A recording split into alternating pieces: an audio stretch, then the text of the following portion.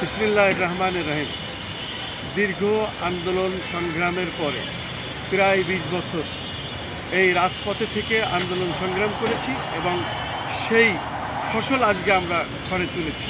যেহেতু আজকে শপথ হয়ে গেল এবং শপথ হয়ে গেল, নতুন সরকার হয়ে গেল এবং নতুন সরকারের কাছে আমাদের প্রত্যাশা দেশের প্রত্যেকটি নাগরিক তাদের ন্যায় বিচার এবং তাদের সমান অধিকার, প্রত্যেকটি বিষয়ে তাদের কথা বলার অধিকার, বাক স্বাধীনতা ফিরে পাওয়া এবং প্রত্যেকের রাজনীতিতে কথা বলার সুযোগ দিতে হবে। এই দেশকে আবার নতুনভাবে সৃষ্টি করতে হবে, যেটি ভালো, এবং এই ভালো দিকটাই আমরা আশা করছি বিশেষ করে জনাব তারেক রহমানের কাছে। তারেক রহমান একজন অভিজ্ঞ লোক এবং রাষ্ট্র পরিচালনার দীর্ঘ অভিজ্ঞতা ওনার আছে, যেহেতু ওনার আব্বা স্বাধীনতার ঘোষক শহীদ প্রেসিডেন্ট জিয়াউর রহমান এই বাংলাদেশের, এবং ওনার মা সাবেক 3 বারের প্রধানমন্ত্রী এবং আপসহীন দেশনেত্রী। তার মৃত্যুর মাধ্যমেই আজকে এই বাংলাদেশ দেখতে পেল এই বিএনপিকে নিরঙ্কুশ ক্ষমতায়।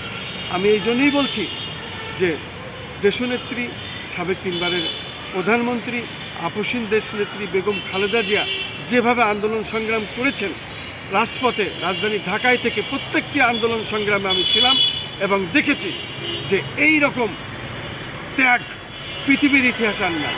অতএব সেই তারেক রহমান কখনোই এই দেশের জনগণের সাথে ধাপ্পাবাজি রাজনীতি করবেন না, কোনো রকম দুর্নীতির রাজনীতি করবেন না, কোনো প্রকার চাঁদাবাজি যারা করবে তাদেরকে উনি প্রশ্রয় দিবেন না এবং আশ্রয় দিবেন না।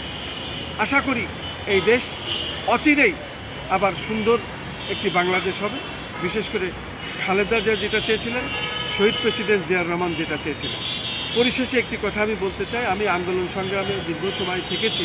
বাড়িঘর ছাড়া 3টে ব্যবসা প্রতিষ্ঠান আমার লুটপাট করে নেয় আওয়ামী লীগের মাফিয়ারা, এরপরে বাড়িঘরও লুটপাট করে।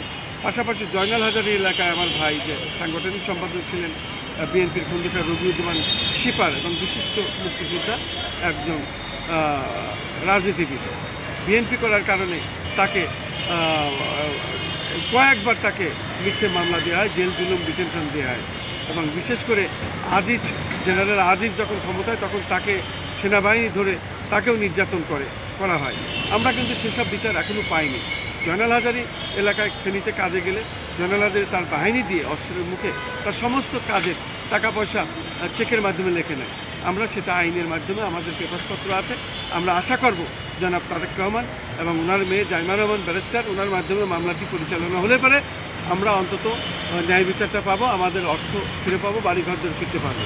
পাশাপাশি আরেকটা কথা বলতে চাই, সেটি হলো আমি আমার দিয়ে বোঝাচ্ছি সারা বাংলাদেশের চিত্রটি এরকমই ছিল ওই সময় যারা আন্দোলন সংগ্রাম আমরা করেছি। আমাকেও 2 বার সাদা পোশাকধারীরা কালো কাপড়ে চোখ বেঁধে অপহরণ করেছিল। ভাগ্যিস যে আমি বেঁচে আছি, আমাকে ছেড়ে দেওয়া হয়েছিল। আমার ছোট ভাই, সেও বিশিষ্ট সাংবাদিক, ফাইন্যান্সিয়াল সেক্রেটারি আছে, খন্দকার আসাদুজ্জামান সুমন, তাকেও একটি গাড়ি চাপিয়ে হত্যা করার চেষ্টা করা হয়েছিল।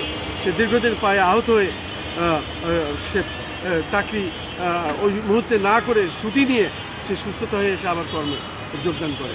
অতএব এই ধরনের সারা বাংলাদেশে ঘাত প্রতিঘাত খাওয়া এবং নির্যাতিত অনেক পরিবার, অনেক ফ্যামিলি আছে। এদেরকে দেখবেন বলে জনাব তারেক রহমান, আমি সেই আশাই ব্যক্ত করছি।